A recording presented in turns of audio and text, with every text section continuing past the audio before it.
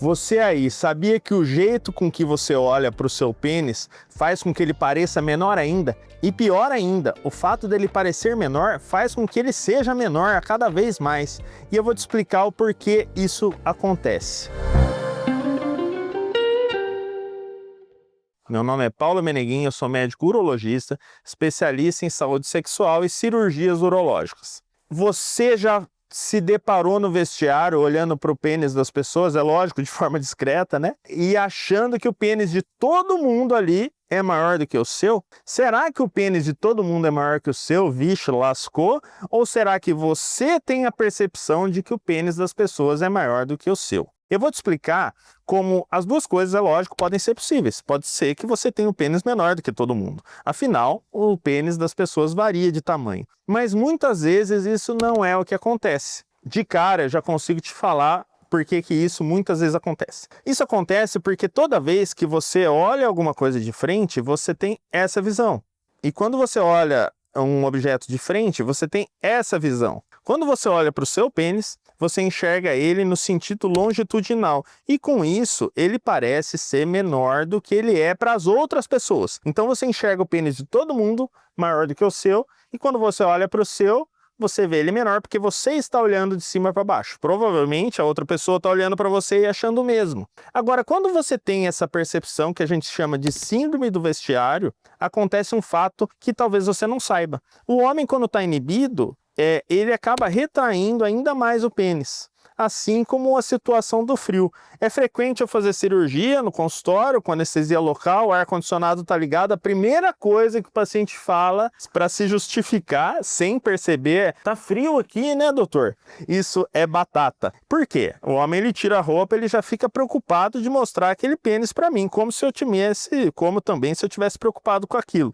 Eu vejo pênis todos os dias e eu sei o mecanismo no qual o pênis funciona. O calor e a ansiedade, o calor aumenta o pênis, o frio diminui, a ansiedade diminui, a desinibição aumenta e para isso também nós chegamos em outra característica que difere o seu pênis dos outros, que é a característica de elasticidade. Existem pênis que se apresentam como grande e quando ficam eretos eles não crescem tanto, eles só ficam duros. E existem pênis que são pequenininhos e quando o homem tem uma excitação ou está desinibido ele fica muito grande. Essa diferença entre o pênis flácido e o pênis duro já foi estudada e para isso diferenciamos dois tipos de pênis, o pênis grower e o pênis shower, que é o pênis que aumenta mais e o pênis que aumenta menos. Muito possivelmente, se você é um dos pacientes que considera seu pênis pequeno, você pode ter um pênis pequeno em repouso. E eu vou te mostrar aqui que se você é um desses pacientes, existem tratamentos hoje